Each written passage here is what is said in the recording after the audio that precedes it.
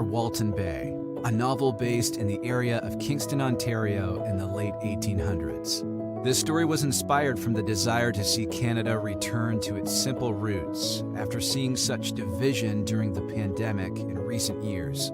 Available now on Amazon, this book will help fund our efforts here at Momentum Canada, since we are not government funded. Rather than just ask for money, I wanted to give you something wholesome for you to enjoy as well. So place your order today and enjoy a great story for such a time as this.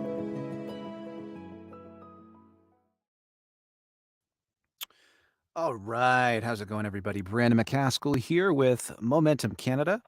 I am just jumping live here. This is not so typical for me to jump on a live stream on a Thursday night, but I was just kind of doing some research here, and I came across an old article from CBC that is so disturbing. It's so disturbing. And I know it's been a hot topic of debate surrounding MAID, medically assisted deaths. And so this is the article from CBC. Now, this is back in January 23rd of 2017. Look at the title of this thing.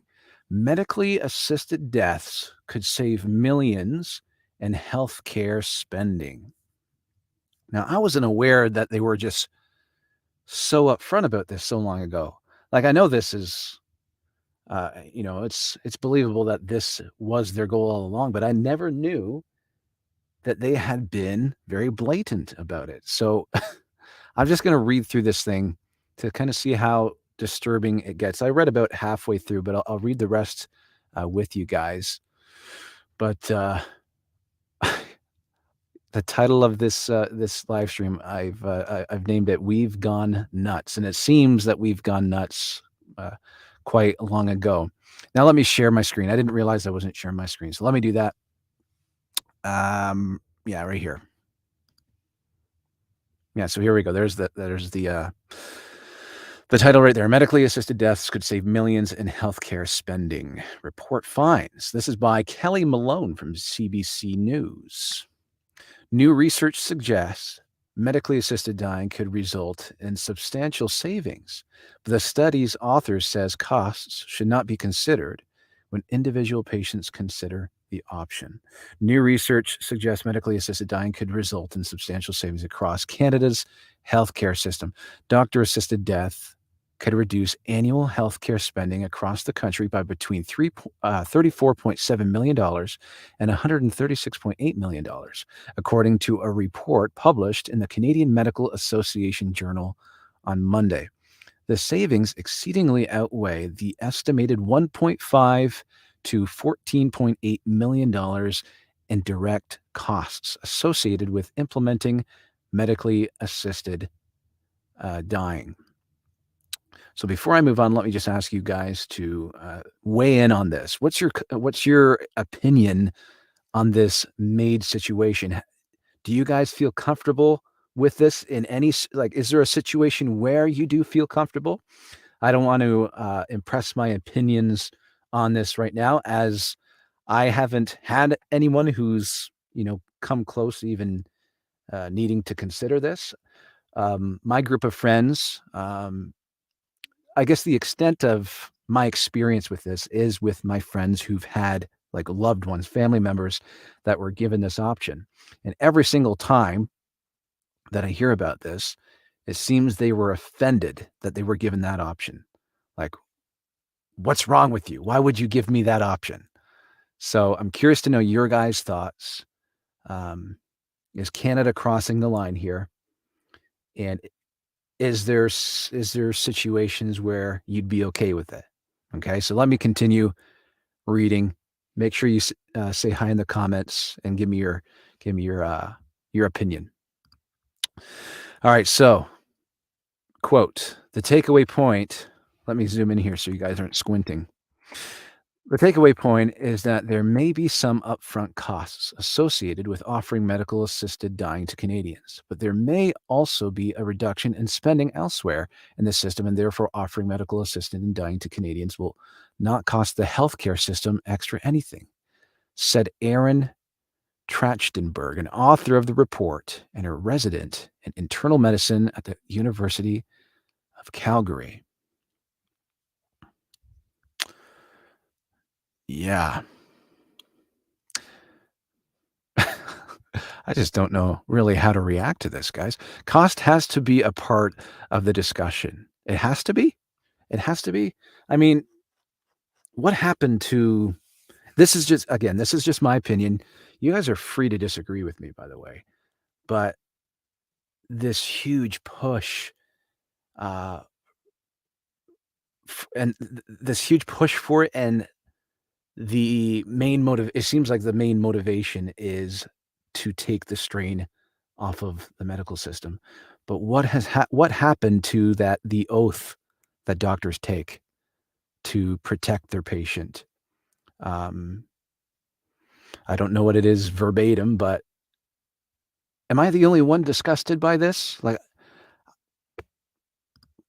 Devin says, "Hey Devin, how you doing? This is absolutely disgusting and despicable." I agree. Neil Stinson says, "Just got here. What is MAID? MAID is medical assistance or medically assisted deaths." Yeah, yeah. So where did I leave off there? I'm gonna keep reading here. So that was it. Yeah, that was a quote by Aaron Trachtenberg. Just give me 1 second. I want to look up something.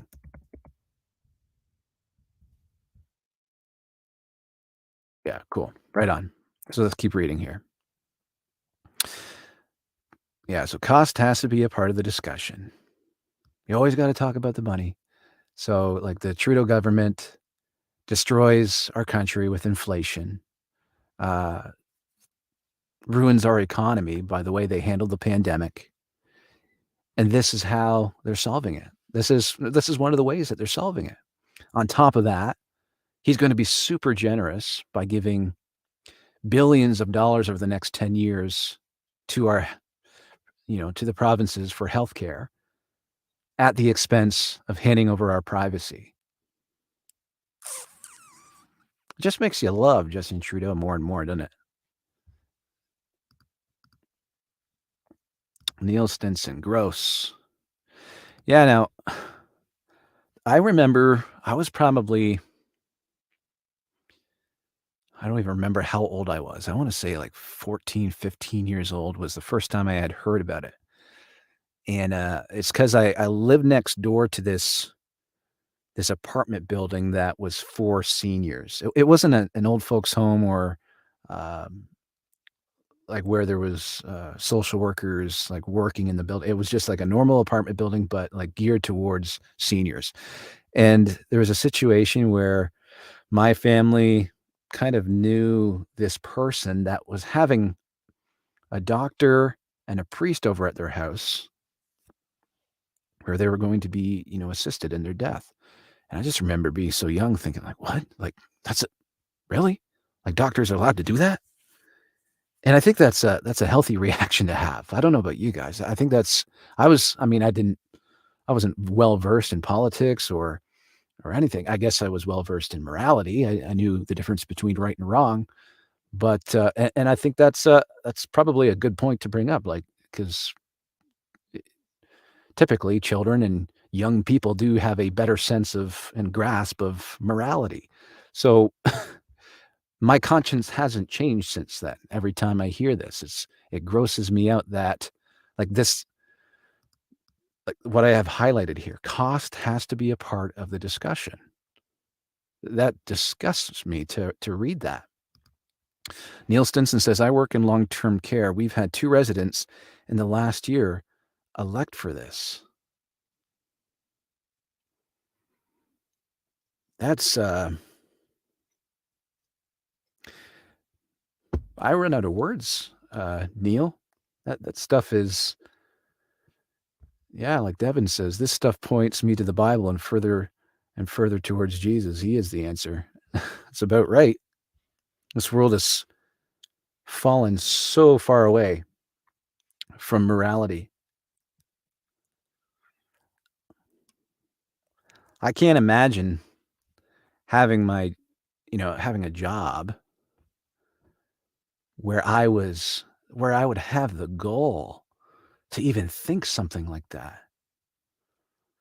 Now, I've never been a doctor. I was in the trade, so I never had people's lives in my hands. I wasn't in charge. Like, my job wasn't to save lives. I know nurses and doctors, that's their everyday thing.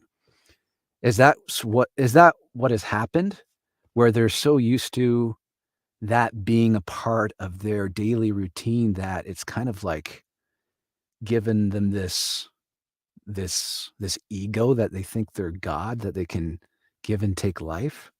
Now, I understand that people in like Neil, you said you work in long-term care, and I know there are very, um, wise and caring people throughout our healthcare system, and the people that don't like this. But I can't imagine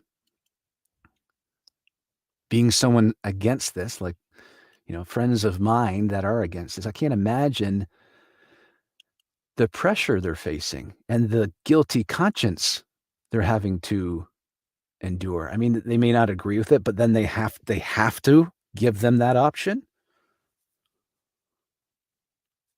That's tough stuff. That's tough stuff. But again, and I've heard people, I've heard stories where they say they've had like an elderly grandmother or, someone with stage 4 cancer, and they're going to, suffer, and, you know, it's it's guaranteed basically that they're going to die. So it's like, why let them suffer the last 4 months of their life? Just, end it quickly for them. So there's that sensitive area of things. Um, but still, where do we where do we draw that line? Where can we step in, and where can we constitute what is suffering? I think that's what it always comes back to. Who gets to define what is suffering? And I think this is what we're going to be seeing unravel in, in these coming days of, you know, can mental illness constitute as suffering? Who am I to say that it's not, right? Neil Stinson says, "I'm a cook, so I don't deal with this at all, but it was still crazy to hear." Yeah, yeah. Actually, I just found out a couple years ago that my cousin, who has worked as a nurse her entire career, is an advocate for people who are considering this procedure. Yikes, yikes, yikes. I would hope that if I was in that field, if I was a nurse, and by the way, I have a son that's like, for the first few years of his life, we lived at the hospital. So, like, I know the hospital life. I've, met a lot of people in and out of the hospitals, a lot of nurse, a lot of the staff. So, in a sense, I do, and that's very recent. So, in a sense, I do understand a little bit of how things operate, how doctors act, their egos, that type of thing. I mean, we had the good and the bad experiences, a lot to, praise people for and a lot to complain about. But, I don't I can't say for certain if I was, someone in that field where, like I said, what I was talking about before, having that as your job, people's lives in your hands. Your job is to, right in line with that oath, I'm going to take every step I can to ensure my patient, is well. Again, I don't know it verbatim, but that's along those lines. You're gonna protect your, patient and do everything you can to save them. Um, I just don't know how that is lost. Like, where does that go? It just goes out the window? Because when you're giving them that option to just opt out with that murky standard of suffering,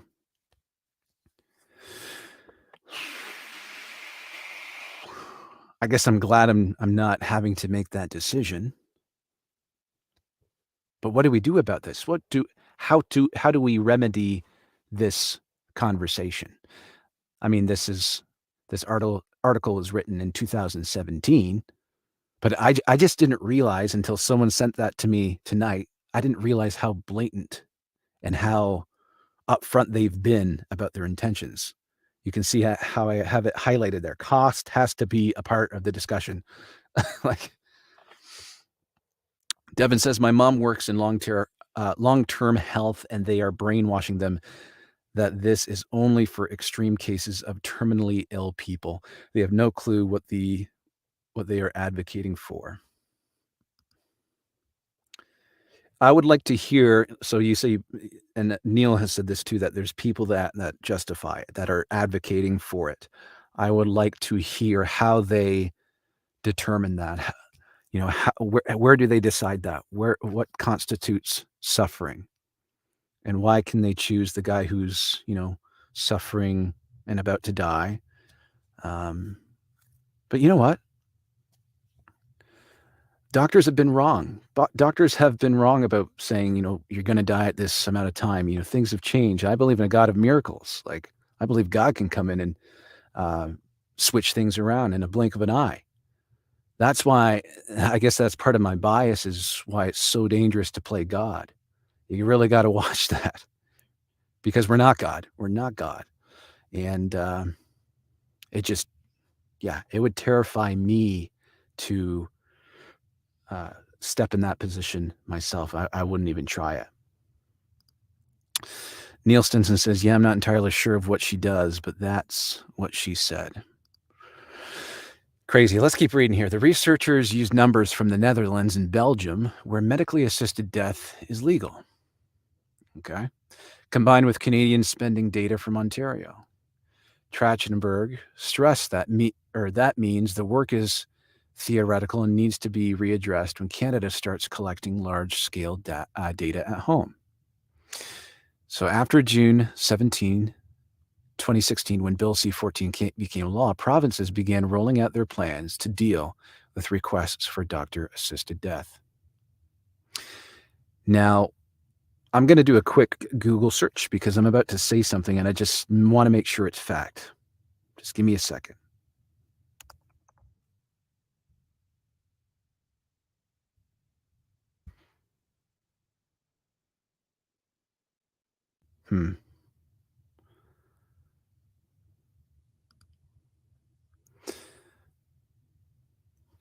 I wonder, I'm looking up the leading causes of death in Canada, because someone told me it was medically assisted suicide. I don't know if the data is even here. It says suicide. It says suicide.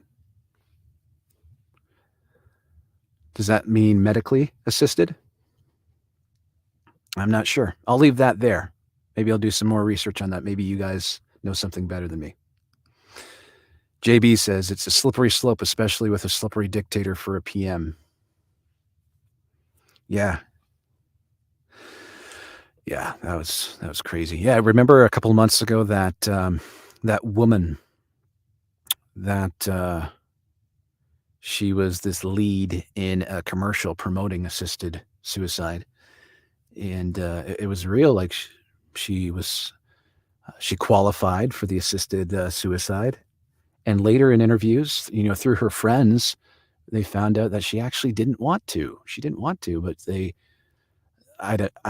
I think she ended up being, assisted in that, which is very, very sad. But to think that she didn't want to and went ahead with it anyway. I haven't, heard a follow-up to that commercial. That was the one that was going pretty much viral around the conservative networks. But that I know that part's true, where she actually didn't want to. So I don't know what ended up happening. I don't know if you guys know the conclusion of that. I don't know her name. I just know the commercial that was promoting it. All right, so let's keep reading here. Manitoba has set up a medical assistance in dying team, MAID. More than 100 patients have contacted MAID, with 24 receiving medically assisted deaths as of January 6th. Quote, In a resource-limited healthcare system, anytime we roll out a large intervention, there has to be a certain amount of planning, and preparation and cost has to be a part of that discussion. So there's that headline. Preparation and cost has to be a part of that discussion. I'm sorry, but aren't we like we're close. We're close to the highest paying tax, like the highest, how do you say that? The country that pays the most in taxes. We're close to the top. So like we better be getting all the health care we deserve. That's yeah, that's our rights. We pay for it. It's not free. A lot of people say it's free. We pay for it. Our taxes are insane. It's just the reality of working in a system of finite resources. It's just the reality. Just the reality, guys.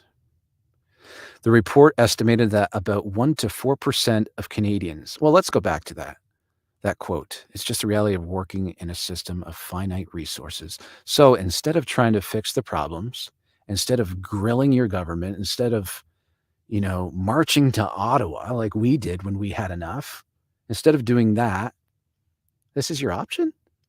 This is your solution? No, you need to be in Ontario, we need to be on Doug Ford's steps screaming at him. I know a lot of us have been, but there's not, not enough of us doing that.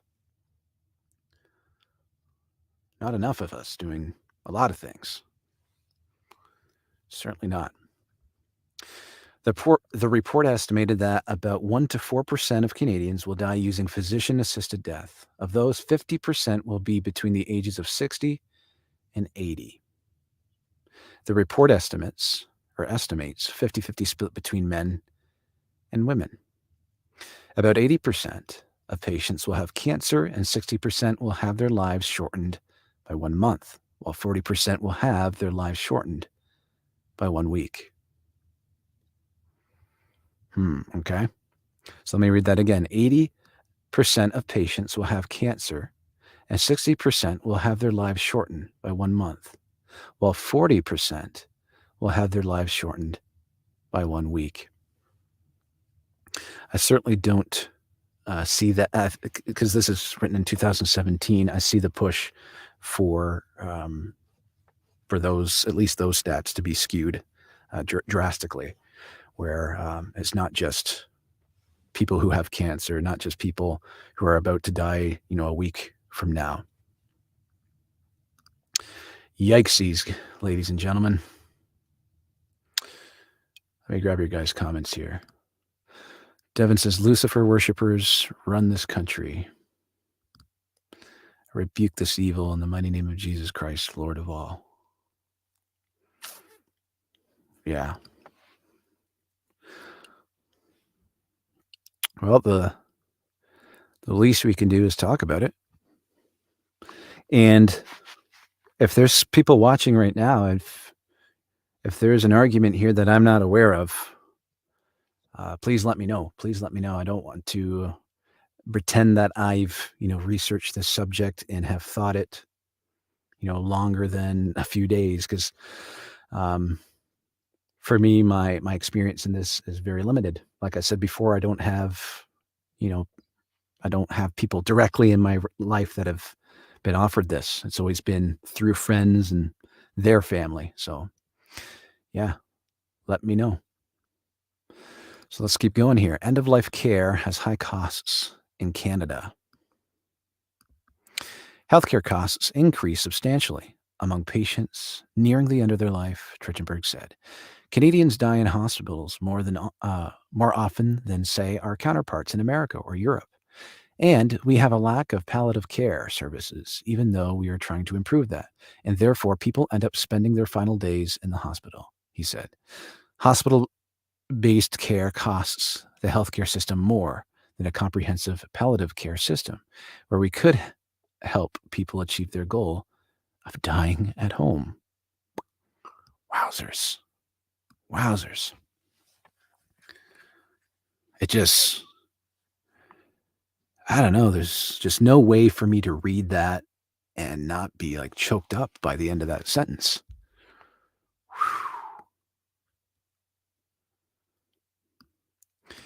The report used okay, so changes need to boost end of life care in Canada. Doctors, small group of expensive patients account for most health spending.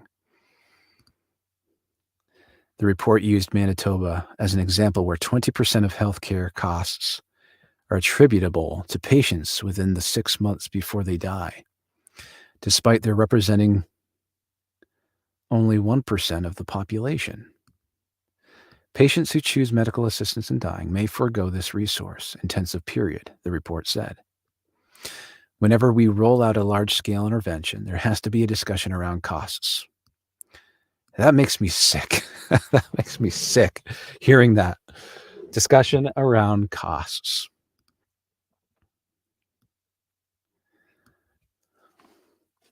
So that tells me that it's not so much about trying to end their suffering. It's trying to end their financial suffering. Is that fair? Or am I being a little bit biased there? But we do not suggest that costs should ever be considered at an individual level. Okay?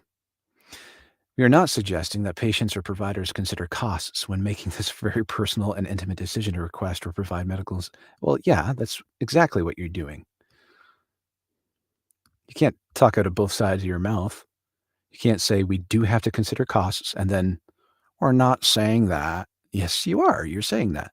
The report also emphasized that it is not only a cost analysis and doesn't include the clinical effects on patients. Patient level research will need to be done before true economic evaluation of medical assistance in dying in terms of cost effectiveness and utility can be done, the report said.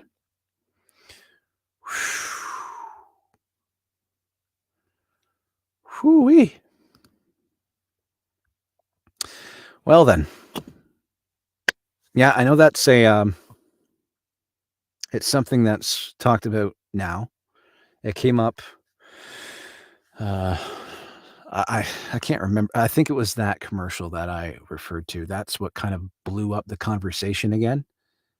Because I think it's gotta hit people in a powerful way where they get it and where it sets them off. It sets off their red flags where it's just like, "That's not normal," right? People need to feel that, and that's what that commercial did, especially, in real life behind the scenes, her not wanting to do that. That's scary stuff. That's scary stuff. And so,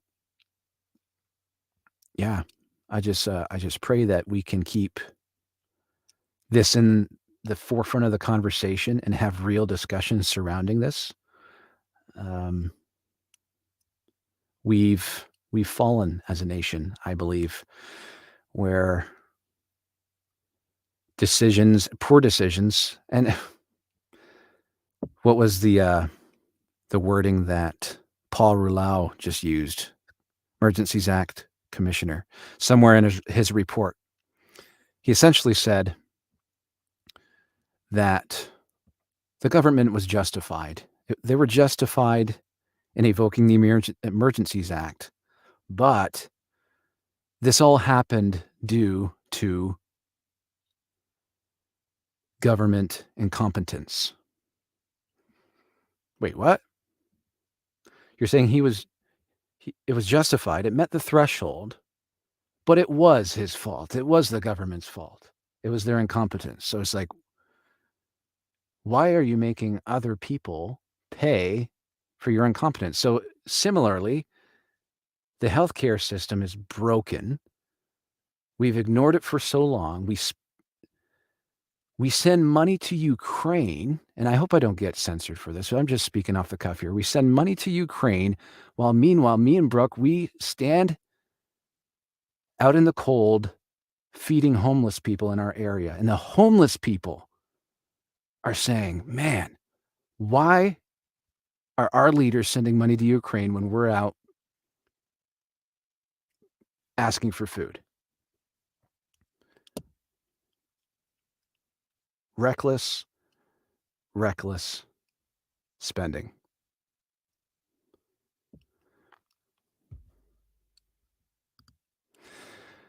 Melissa says, I work in LTC and a few of the residents were granted MAID, although they didn't have the mental capacity to fully understand.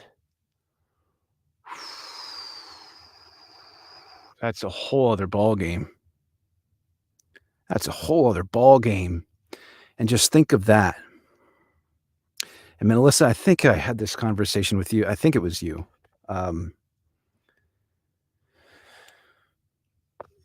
Just imagine if we stretch this threshold of what it means to be suffering, someone going through depression, not thinking clearly, going through, a bad breakup or, a divorce or whatever.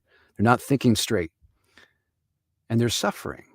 Maybe they're pushing pills and whatever happened in their life, they're in this downhill spiral. It would be just devastating, especially for people who recover, right? I know a lot of people have crazy stories and they recover and they look at stuff like this and they just go, wow, that would have been me. I would have taken that option. I would have taken that option if given the choice. But they're just so glad that this wasn't presented to them at that time. So insane. Stephanie Paula, next thing is they are going to sell green cookies to save the planet. Yeah. Payo time. Hello, B-Man. Hey, Payo. Appreciate you, buddy. Melissa, I guess they feel that MAID is cheaper than helping someone cope with mental illness or depression. Keeps those people out of hospitals and off government assistance. Pathetic and absolutely sick. That's well said. That's well said.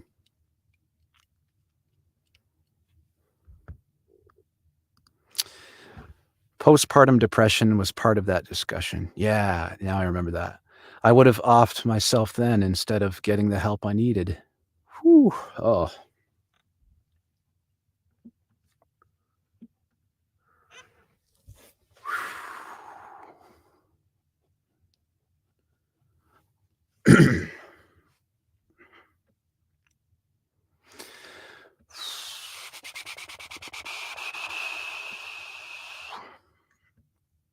Sorry, guys.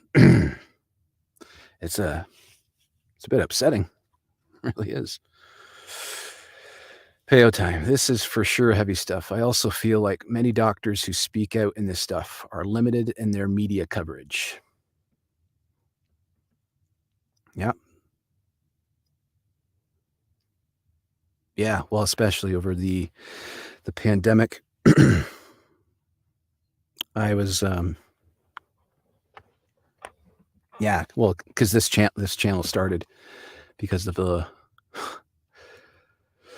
dissenting opinion of doctors being silenced. That's why this channel started. Well, that's where my passion for, speaking out, early 2020, that's where it came from. Like, it just blew my mind. It blew my mind that nobody was questioning why Harvard grad, Oxford University, UCLA doctors were being silenced. That was like one of the first red flags. Like, that's when I got a Rumble account. Let's put it that way.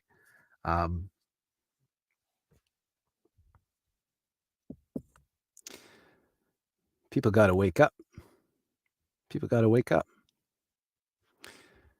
John, I can't pronounce your last name. Zayadek have lost any moral authority to make decisions for the people. It's true. It's true. Like I said, I don't know the doctor's oath verbatim, but I'm pretty sure it's to, I want to say serve and protect, but that's the police. It's something to do with, protecting your patients and preserving their life as best as you can. There it is. There it is. Melissa knows it. What happened to doing no harm? Malfeasance, guess. Guess it doesn't exist anymore.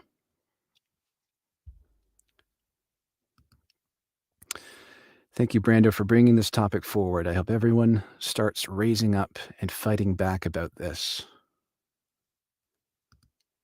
At the very least, do no harm. Do no harm. Yep. That's what it comes down to. That's what it comes down to. It's funny because if we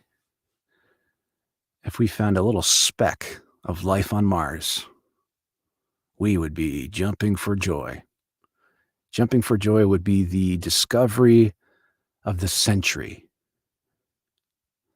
We would pour billions of dollars into preserving that little speck of life or enhancing it. Right? But when it comes to stuff like this, it's not worth our investment.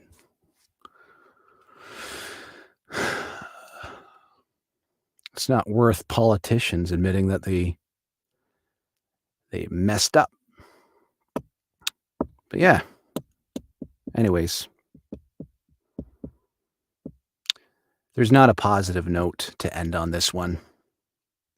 I just had a friend send that to me. I realized that it was written in 2017. I just didn't realize they were so blatant about it back then. I would have been paying attention a long time ago if I saw that read that headline right there. Medically assisted deaths could save millions in healthcare. And then all throughout the article, they justify it saying, no. It's not just about money. Yeah, it is. Yeah, it is. Malfeasance is also part of the oath nurses take upon graduating from nursing school. Too bad we are forced not to follow our sworn oath.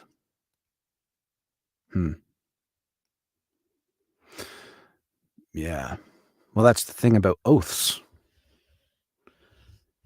with our government authorities, right? Over the past few years. Pretty sure most of our policemen, I can't speak as matter of factly for provincial police. I know our municipal police do. They swear an oath to the charter.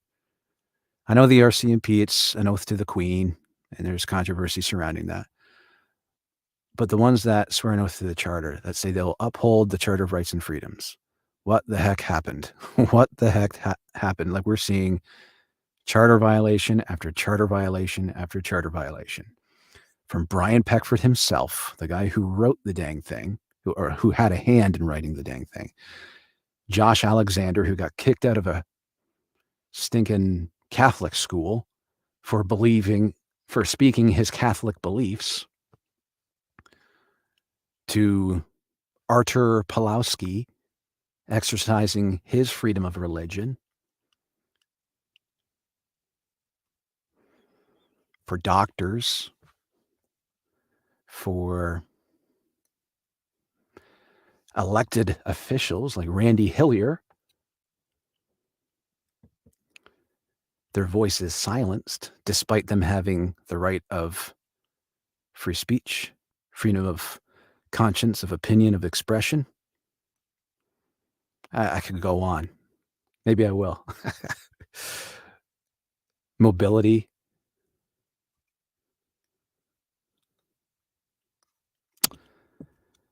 Just the,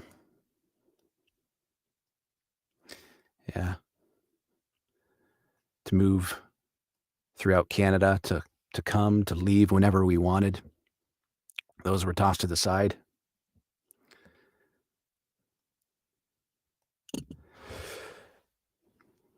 And I say this a lot because I get fired up talking about the charter rights, because I think if it was enforced, we would have a great country. But that's the thing about laws. They don't really do you any good unless you enforce them. But how can we do that when there's so much there's so much partisanship surrounding decisions involving standing up for our charter? This is communism, says John. Once a person is no longer a net add to the system, the government looks to get rid of them. Government runs rampant and has no repercussions and don't care about the people. They only want to line their pockets with cash. Screw the people. Pretty much. Pretty much. And that's the theme for everything, you know? Oh, we got to save the planet. Let's put the check on the people. Let's fire everybody in Alberta, make them lose their jobs. Sure. Well, I love how Trudeau is just like, yeah, we're creating jobs for them. They can transition from oil and gas where they're making, 60 to 70 bucks an hour. And then they can go to, a delivery service for delivering solar panels for 15 bucks an hour. There you go. There you go. Thanks, Trudeau. Great idea. I'm glad that you're screwing other people over to pay for your bright ideas. It's just amazing. Lenby says, just got here. What's shaking? Oh, were you? Yeah. Oh, a lot. The title on the screen, written in 2017. And I'm just talking about how I sincerely hope we can grasp the moral conscience of this nation again before this becomes just a completely soulless nation. I know a lot of you guys have souls. You guys are the hope. You're the hope of this nation. Gear Up says, hey. John says, charter is worth less than one ply toilet paper in a public restroom now. Pretty much. I want to know where the Supreme Court is, because let's do a little history lesson here. Let me know if any of you old timers remember this, because I had to learn this. I didn't exist back then. So this had to happen in the early 80s, late 70s, where the charter was actually being constructed. They were putting it together, compiling everything. It was a 17-month process where Brian Peckford and all his buddies, all the premiers, putting together this beautiful constitution. And I can't remember how many months into the process where Pierre Trudeau, our I don't even have a name for him right now.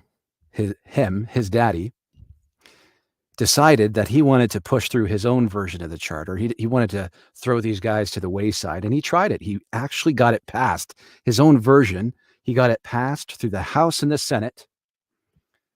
But then Brian Peckford and his buddies, Brian Peckford was the premier of Newfoundland at the time. Him and his buddies ganged up on him, took him to the Supreme Court, sued him, and won.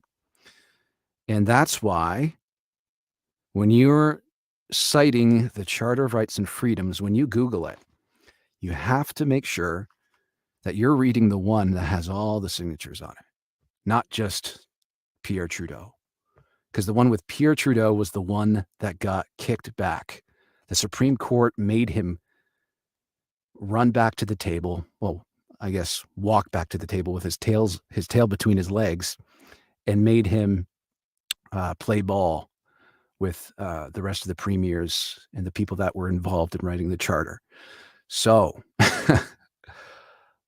all that said, all it took was a Supreme Court to enforce the charter. They rendered it unconstitutional the way he tried to bypass due process, right? And that's kind of what the past 3 years and what I always talk about. Like I'm all for doing things right, because we have a structure that works if you just do it. And we need good people in office, good people selected, because that's how the Supreme Court works. They're not elected, they're selected. Same with the Senate. But it all starts with who we elect. We need to elect good people. And I guess that trickles down to, it starts with influencing the culture, influencing the public opinion, because somebody's keeping Trudeau in. Well, without getting too far into it, the Chinese are keeping Trudeau in. That's coming out. Stay tuned. But yeah, starts with us. Let me catch up with you guys. Kelsey Lenan, they claim we live in a democracy, but it's clearly a plutocracy. What's a plutocracy? That's the first time I've heard that word. I'm not too smart. Len B says, in addition to MAID patients become organ donors. See, there's a business perk for them. There's another advantage to make money for them. This is all about money. This isn't to end suffering. Peo says, question, would you ever run for office? Well, in the words of Justin Bieber, never say never. Right now, I'm pretty happy with what I'm doing. I don't see it in the future yet, but things can change. Things can change. I think it's definitely a possibility. Lynn B says, I hope he does, Peo. Canadian Rams fan. Yeah. Gear Up says, thanks. Sadly, the beauty constitution is full of holes. Yeah. Yes and no. See, I refuse because a lot of people like to say the notwithstanding clause, right? They can pull that, but there's still a process for that. So let's take the pandemic, for example. Let's say they use that and that's their excuse. They never went through that process. And there's actually a name for this, and I can't remember what it's called. When you test your excuse for overriding rights as a government through Section 1 of the Charter, right? The 4 criteria, which is, if I have this memorized, the Canadian Charter of Rights and Freedoms guarantees the rights and freedoms set out in it, subject only to such reasonable limits as prescribed by law, as can be demonstrably justified in a free and democratic society. So you got those 4 criteria. You have to demonstrably justify. It's got to be done by law. You have to set reasonable limits. So right away, those 3, the government didn't do during the pandemic. There was no, they didn't demonstrably justify it because it was a less than 1% fatality rate. They didn't enact new laws. They just used existing laws, and it didn't make sense half the time. And they didn't set reasonable limits. Everything changed. Like they said, oh, we're going to lock down, and we'll open up again next week when we feel like it. Like they didn't set reasonable limits. And the 4th one, the free and democratic society, that just ties the 3 together. Like you go into Parliament, the free and democratic society are members of Parliament. And that's where we discuss what is demonstrably justified. This is where we enact new laws. This is where we do set reasonable limits. But they decided, oh, we're a government that has all the answers. We are the gatekeepers. You guys are the peasants. And we're just going to make decisions for you. And that was my big problem. Due process was just trampled on. The people that we vote into office, so our MPs, they didn't get invited to the table when they should have been. And that's just through Section 1 of the Charter. So, and that was I guess the bedrock of Brian Peckford's case. Remember, he was suing the government. That was kind of his main thing. He's super smart. He obviously he wrote the charter, so he had a lot of different angles to his argument. But that was like the meat and potatoes of his argument, and his case was rendered moot. Why? Because the government fought back with their liberal judge and their lawyers that came at them saying that, oh, there's no mandates right now. They've dropped. Yeah, but they can come back anytime you want because you did it last time. You trampled over it, over our rights, without asking anybody, without remorse or accountability. So that's where we are. A government that just doesn't care about due process. Len B says, please remember to like this video to feed the algorithms. Yeah, I'd appreciate that. It certainly does help the channel, certainly. And if you're not subscribed, please subscribe. That helps us out too. Gear Up says, exactly. Canada has great people already. Yeah, that's right. That's right. I, yeah, I've surrounded myself with really great people. And I'm very thankful for that. And I recommend that. Remove the people that are taking you the opposite direction, right? But there's a lot of great people out there. We just got to find them. A lot of them are quiet. A lot of them haven't found the courage to speak up yet, but I think their time's coming. Plutocracy is basically when the richest people are the leaders. Yeah, man. Pretty accurate. Excuse me. We're living more under a corporatoroc. Okay, guys, Brando's not that smart. Come on. Than a plutocracy. It's corporations pulling the strings. You guys and your $10 words. Money is new rules. Corporations must have their personhood rescinded immediately in order for us to regain power. Please know that YouTube takes 30% of all donations. We're not government sponsored. Yeah, right on. Thank you. Well, guys, I just wanted to go live to talk about this issue. I'm so thankful for those of you who have knowledge on this subject, have opinions, because your opinions matter. That's what these streams are about. It's not so much about what I think, but it's about your voice, having your voice heard, and having that conversation of what we can do about it, and what can we do about this? Letting our representatives know what we think. Email, phone calls, peaceful assembly, protests. It's not okay. But anyways, thank you guys so much. Appreciate it. MB says, dang, I was busy cutting a new outfit and missed most of the show. I'll have to watch the replay. Oh, that's all right. We didn't, I don't know. I think I've had better shows. This one's a little bit on the depressing side, but yeah, Lynn B's she's a master outfit designer.